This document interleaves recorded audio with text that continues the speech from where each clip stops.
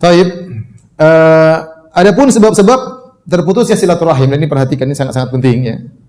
Jangan sampai kita terjebak dengan hal ini, kita putuskan silaturahmi.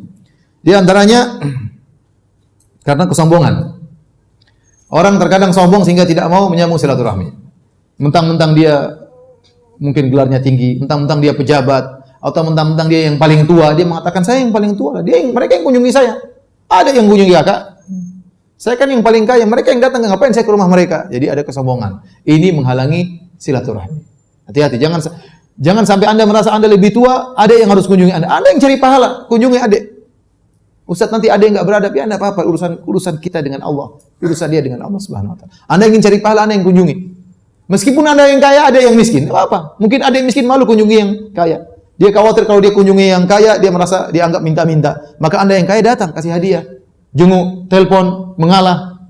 Karena sombong ini bahaya. Kalau sudah sombong, sudah mentang-mentang sudah punya jabatan, mentang-mentang orang sibuk, mentang-mentang akhirnya saya yang harus dikunjungi, bukan saya yang mengunjungi. Hati-hati, ini dari syaitan. Kemudian di antara hal yang menyebabkan terputusnya silaturahmi, kalau sudah mencela habis-habisan. Ya. Misalnya adik sudah lama enggak datang pada kita, begitu datang langsung dimaki-maki.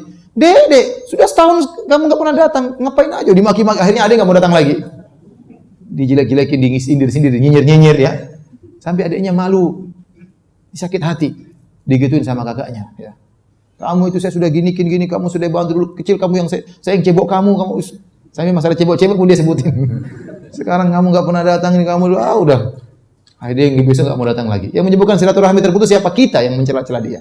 Hati-hati. Kalau saudara kita punya salah, kita kasih udzur. Ya sudah, namanya manusia seperti itu. Kalau sama kawan kita kasih udzur, apalagi kepada kakak dan adik kita. Ya sudah, mau diapain? Sabar. Ya. Yang penting kita berbuat baik, yang Allah tahu kita telah berbuat baik. Kemudian di antara sebab terputusnya silaturahmi, kita kurang perhatian terhadap kerabat kita kalau datang ke rumah. Ya, saya katakan tadi, ada sebagian orang kalau kawannya yang datang, Masya Allah, dia masak masakan yang enak, dia bikin kue yang enak, dia jamu luar biasa, dia siapkan tempat tidurnya, dia antar kemana-mana. Begitu kakaknya datang, adiknya datang, dia cuekin.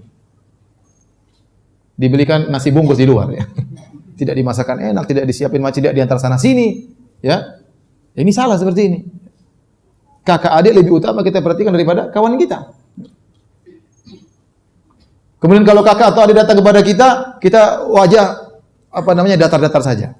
Tidak ada sambutan. Gimana kak, kabarnya, peluk, jabat tangan, paling tidak. Ya. Kayaknya kita kaku ya. Saya lihat kalau di Arab Saudi luar biasa. Arab Saudi itu di antara mereka luar biasa. Ya. Benar-benar silaturahmi itu sangat kuat ya mereka itu ya. Kalau kita kurang ya. Bahkan sebagian suku di kita, jangankan sepupu, kakak adik saja kurang dekat. Hidup sendiri-sendiri.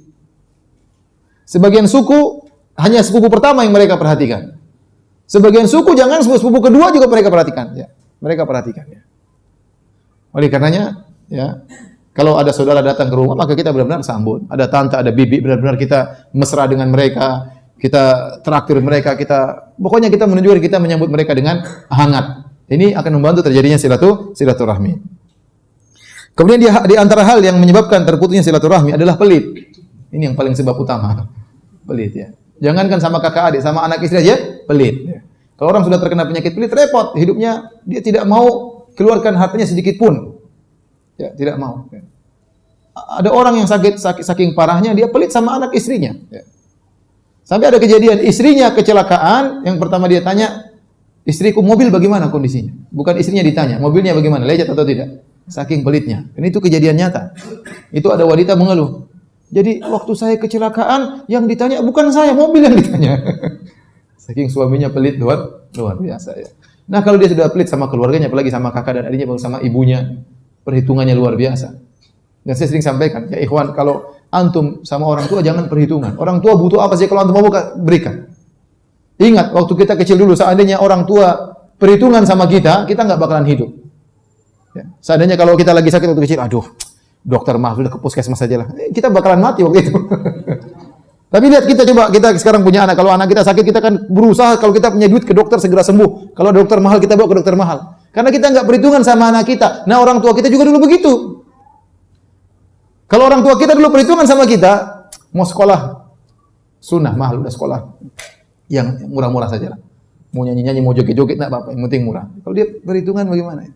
Buka susu mahal, udah kasih teh aja, enggak usah minum susu. Kurus krempeng. Sudah kurus krempeng ngelamar enggak diterima-terima ya sudah. Goblok ya. Makan ikan mahal, udah kasih telur bagi 5 buat anak 5. Ya sudah. Orang tua enggak perhitungan sama kita. Kita dulu mau kuliah, bahkan orang tua jual ini jual anu supaya bisa kita kuliah. Sekarang kita sama orang tua perhitungan. Pelit ini menghalangi silaturahmi. Saya sudah katakan tadi, orang menyambung silaturahmi, bahkan kata Nabi, sedekah tidak akan mengurangi harta, apalagi menyambung silaturahmi. Pasti ditambah rezekinya oleh Allah Subhanahu wa taala. Jangan pelit. Kemudian di antara sebab pemutus silaturahmi terlalu sibuk dengan dunia. Kerja, tidak sempat telepon ibu, tidak sempat telepon bapak, tidak sempat telepon kakak, tidak sempat setahun enggak telepon kakak. Ajib nih, heran. Ada orang setahun tidak telepon kakaknya. Ada orang setahun tidak telepon adiknya. Kalau tidak telepon tante, telepon om mungkin terjadi. Tapi kakak adik tidak ditelepon setahun. Tahu-tahu kakaknya meninggal, tahu-tahu adiknya meninggal. Bagaimana sebulan lewat Anda tidak telepon ibu dan bapak? Sebulan lewat tidak telepon bapak dan ibu. Bagaimana? Anda ini anak kayak apa ya? Kalau bisa telepon ibu tiap hari telepon. Ya, akhi, apalagi sekarang WhatsApp gratis telepon. Masih ada alasan, dia ada alasan. Jangan sok sibuk, jangan sok sibuk. Ente sibuk apa sih? Sibuk WhatsAppan, sibuk Facebookan, sibuk Twitteran, sibuk Instagraman ya. Sibuk komentar, sibuk debat, sibuk enggak ada bermanfaat. Mau telepon orang tua enggak ada waktu. Yang benar aja ya. Oleh karena jangan sok sibuk. Banyak orang sok sibuk mencari dunia, tidak sempat menyambung silaturahmi. Apa salahnya? Ketemu kakak atau adik sebulan sekali, meskipun sebulan sekali, meskipun 2 bulan sekali. Kalau tidak bisa ketemu, telepon, bisa telepon, tanya kabar. Gimana dek ponakan-ponakan saya? Tanya. Sama ponakan enggak dekat. Ketemu ponakan hambar, ponakan tidak merasa ini omnya. Mau minta duit enggak berani. Tidak merasa ini omnya. Ini bagaimana seperti ini? Berarti Anda tidak menyambung silaturahmi. Maka jangan kesibukan Anda yang sok sibuk itu menjadikan Anda akhirnya tidak menyambung silaturahmi.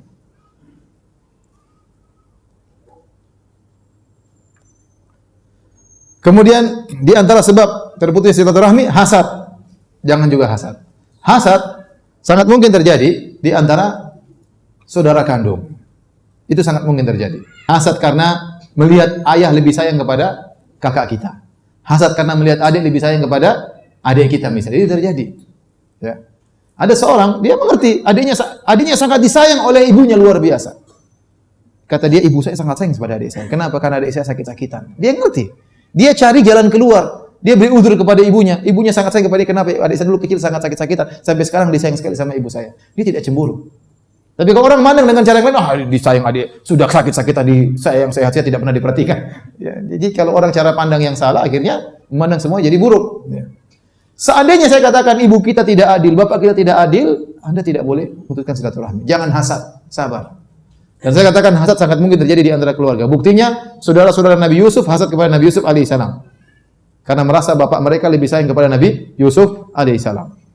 Maka kemungkinan hasad itu ada, tapi jangan kita terbawa dengan hasad tersebut. Apapun yang terjadi kita harus sabar menerima. Kemudian di antara sebab terputusnya silaturahmi, warisan tidak segera dibagi. Warisan tidak segera dibagi. Saya ingatkan, warisan itu tatkala yang meninggal sudah meninggal, maka hartanya menjadi harta milik ahli waris. Dan itu menjadi harta bersama. Yang segera bisa dijual, segera dijual untuk dibagi-bagi. Sebagian orang menahan harta warisan. Sebagian orang sampai kejadian ini kejadian nyata. Sudahlah jangan dibagi ya, itu harta bapak. Sudah kita buat bangun masjid saja harta. Sementara ada adiknya yang miskin. Sudah miskin suruh bangun masjid. Kamu aja bangun masjid, bagian saya kasih. Jadi jangan kita maksa adik kita untuk apa? Ikut membangun masjid padahal dia tidak punya. Sebagian yang kaya sudahlah ngapain ngurus baru bapak sudah meninggal ngurus, enggak usah ngurus nanti. Akhirnya enggak diurus-urus. Kenapa mentang-mentang dia kaya sementara adiknya ada yang mau nikah enggak bisa nikah, enggak punya duit, utang enggak bayar-bayar, rumah kontrakan enggak bisa bayar, harta warisan tidak dibagi-bagi. Tidak segera dibagi. Maka ini banyak pertikaian gara-gara harta warisan yang tidak dibagi atau dibagi tidak sesuai dengan syariat. Nah, kalau harta warisan tidak dibagi ditahan, mungkin kakak adik tidak ribut. Akhirnya nanti timbul keributan di antara ponakan-ponakan. Ribut. Oh, itu harta bapak saya itu, oh sudah ribut. Akhirnya yang lain ikut campur dan akhirnya terjadi apa yang terjadi. Karena di antara hal yang menyebabkan terjadinya putusan silaturahmi, menunda-nunda pembagian harta warisan. Kalau bisa segera bagi, itu hak orang. Segera kasih selesai. Mau dia jual, mau dia gunakan untuk apa, mau dia buat umrah, mau dia untuk urusan dia. Mau dia sedekahkan urusan dia. Segera dibagi. Baik, demikian saja para hadirin dan hadirat yang dirahmati Allah Subhanahu wa taala. Apa yang bisa disampaikan tentang penyambung silaturahmi dan putus silaturahmi, semoga Allah menjadi kita hamba-hambanya yang menyambung silaturahmi. Amin ya rabbal alamin. Kalau ada yang bertanya saya persilakan, wallahu taala alam bisawab.